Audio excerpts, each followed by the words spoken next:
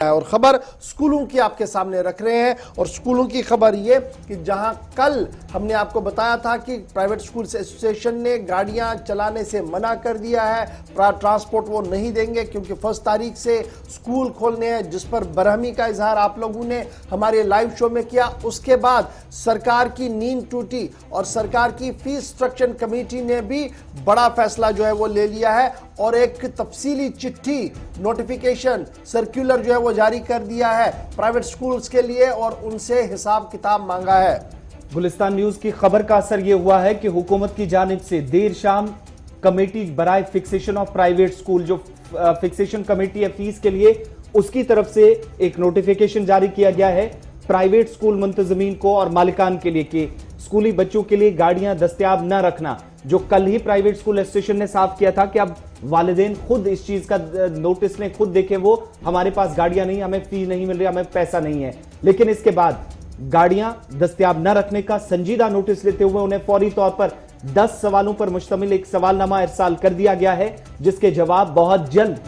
जो प्राइवेट स्कूलों के मालिकान है या मुंतजमीन है उनसे मांगे गए हैं। और साबिक चीफ जस्टिस मुजफ्फर हुसैन अतार की सरबराही में हुकूमत की जानिब से जो कमेटी बनाई गई थी प्राइवेट स्कूल मुंतजमीन से, इस कमेटी ने पूछा है कि वो ऐसे आदादोशुमार और तफसीलात पेश करें कि अगर उन्होंने लॉकडाउन के दौरान वालिदैन या तलबा से गाड़ियों की फीस वसूल नहीं की है या की है, ये तमाम चीजें आप डिटेल्स में सरकार के सामने रखें। लेकिन पिछले 8 सालों के दौरान, इसी चिट्ठी के अंदर 8 महीनों के दौरान, माफ कीजिएगा, ये लॉकडाउन का जो पीरियड गुजरा है, इस चिट्ठी में जो 10 सवाल पूछे गए हैं, साफ लिखा गया है कि वालिदैन ने शिकायत की है इस कमेटी को कि बाज़ाब्ता उनने फीस दी है और उसके बावजूद भी सरकार की गाइडलाइंस को उनको बालाए ताक रखते हुए प्राइवेट स्कूल एसोसिएशन के हुक्मनामे पर उनने खुद अमल दरामद नहीं किया, बल्कि गाड़ियां जहां पर मिलनी चाहिए थी बच्चों को, फीस तो ली गई, गाड़ियां नहीं मिली। ये जब शिकायत पहुंची कमेटी के पास और कल देर शाम, कल पूरे दिन इस पर काफी हंगामा भी हुआ। गुलिस्तान न्यूज पर 2 तरह की चीजें हमने आपको बताई, एक तो ये कि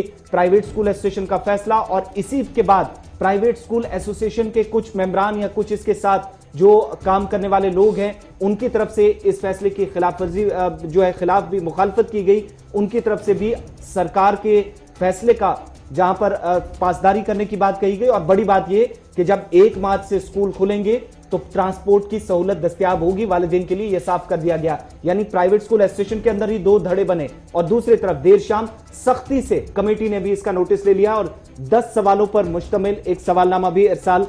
तमाम स्कूलों के एसोसिएशन के नाम कर दिया गया। Chairman committee on fixation and regulation of fees private school J&K FFRC ने जो कल नोटिस निकाला है, उस नोटिस के अंदर क्या कुछ लिखा है, नोटिस आप टीवी पर देख रहे होंगे। मैं सिर्फ वो चंद सवाल आपको बताऊंगा ताकि आपको भी पता लगे कि आपने जो दरख्वास्त दी थी, आपने जो चिट्ठी लिखी थी, आपने जो शिकायत दी थी, उसका क्या कुछ हुआ है। Whereas the parents has been lodged complaint, यानी जो आपने कंप्लेंट लिखी थी उसका नोटिस लिया है कि आपने जो कंप्लेंट लिखी थी वो क्या थी कि जनाब चार्जेस लिए जा रहे हैं कोविड के दौरान ट्रांसपोर्ट के, एक, और फिर दीगर चीजें जो थी वो फीस स्ट्रक्चर को लेकर भी थी, बातें आई थी। लेकिन इसमें अब इस मामले को मंतकी अंजाम तक पहुंचाने के लिए प्राइवेट स्कूल एसोसिएशन के नाम नोटिस जारी किया गया कि आप बताइए कि आपके पास टोटल गाड़ियां कितनी हैं जिनके आप मालिक हैं, यानी टोटल व्हीकल ओन्ड। उसके बाद नंबर ऑफ ड्राइवर और कंडक्टर जो आपके सर्विस रिकॉर्ड के अंदर है। कल जब मैं ये आपको बात बता रहा था तो बहुत सारे लोगों की तरफ से कॉल किया गया कि जनाब हम तो इस स्कूल में है, पिछले 4 साल 5 साल से काम कर रहे हैं, लेकिन हमें सैलरी नहीं मिली और हमें कहा गया कि आप नौकरी छोड़कर चले जा सकते हैं। यहां से वो बता रहे कि हमने तनख्वाहें देनी है, देते हैं तो कैसे दे, इसलिए मांगा गया है कि आप परमानेंटली हमें बताइए कि आपके सर्विस रिकॉर्ड में कितने लोग हैं। फिर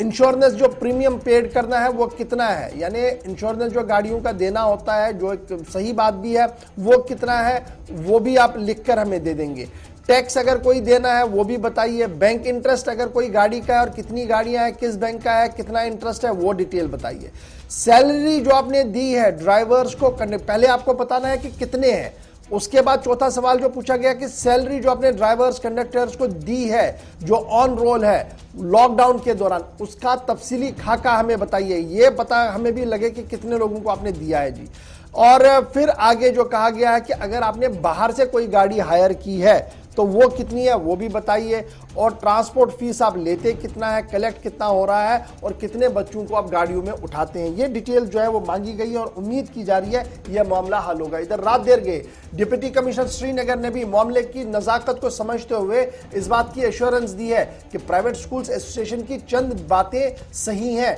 डिमांड सही भी है, उन्हें सरकार अप्रोप्रिएट टाइम पर जो है वो जवाब भी देगी और उस पर मामला जो है वो देखा भी जा रहा है। लेकिन जिस तरीके से माहौल को हाईजैक करने की कोशिश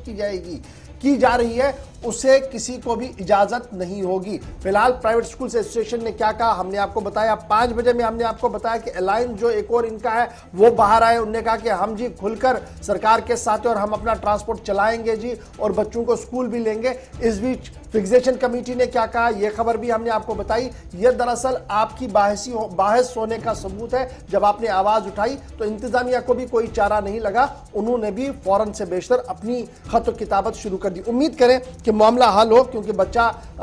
मामला बच्चों का है, मुस्तकबिल का है, उसके साथ साथ उन ड्राइवर्स कंडक्टर्स का भी है जो शायद पिछले 5-8 महीनों से एक पैसा भी उन्होंने स्कूल से नहीं लिया है। वो भी आज देखना पड़ेगा कि उन्होंने अपने 5 महीने 8 महीने कैसे गुजारे।